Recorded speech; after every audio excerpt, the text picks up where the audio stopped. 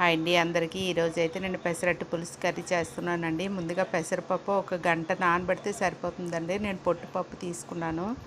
సగం పొట్టు తీసి సగం ఉంచానండి. అందులో అల్లం, పచ్చిమిర్చి, జీలకర్ర వేసి మిక్సీ చేసుకున్నాను. తర్వాత ఒక ఆనియన్ వేసుకున్నానండి. తర్వాత ఇలా అట్టు కొంచెం దలసరిగా వేసుకోవాలి తిక్కుగా.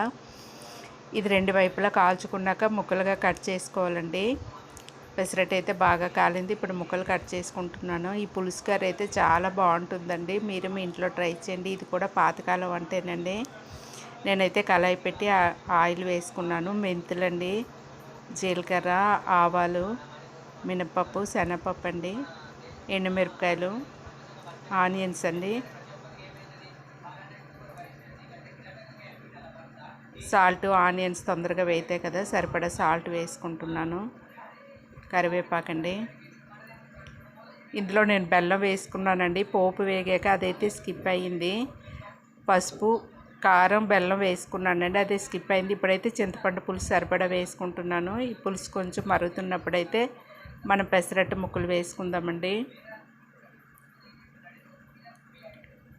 పులుసు మరుగుతుంది కదా, ఇప్పుడైతే పెసరట్టు ముక్కలు వేసుకుంటున్నాను.